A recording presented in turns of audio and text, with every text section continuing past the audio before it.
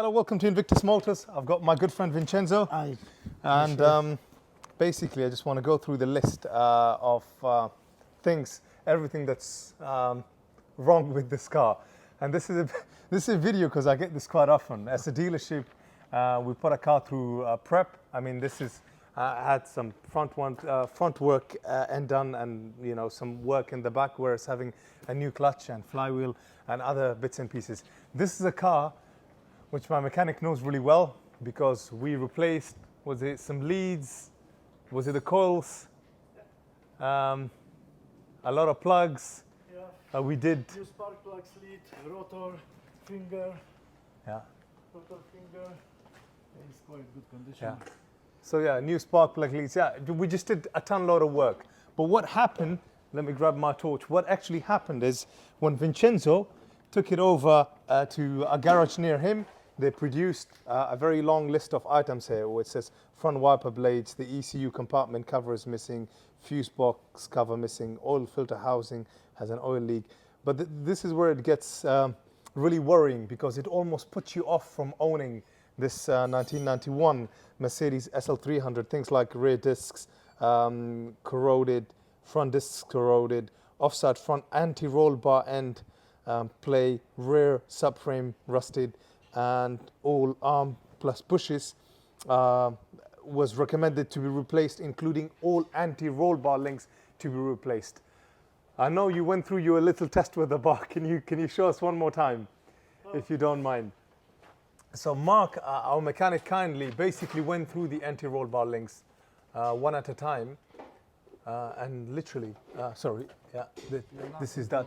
I mean, what you can see is that the rubber, the rubber bushes are a bit worn, but in no way does it actually warrant this being requiring replacement. And the same thing with the front, where he was advised to actually replace these suspension components.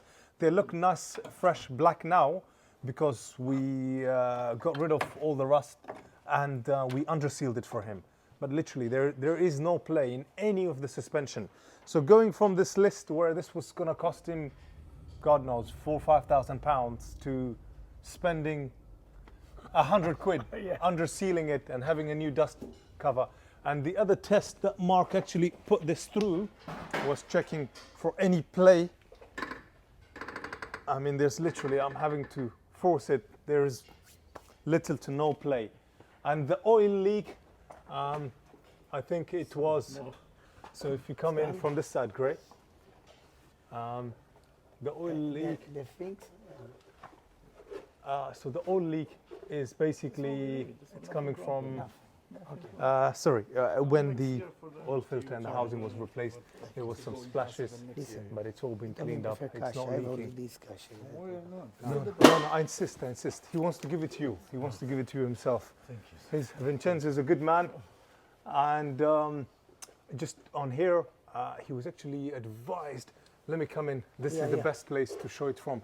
He was advised, I'll explain it from here actually, because we've got the same thing here. These are the brake hoses. These were recommended to be replaced as well, but they're simply showing a little bit of corrosion around the joints there, but they don't need replacement at all whatsoever. And you could see, Mark kindly pointed out, obviously, the oxidization process takes place.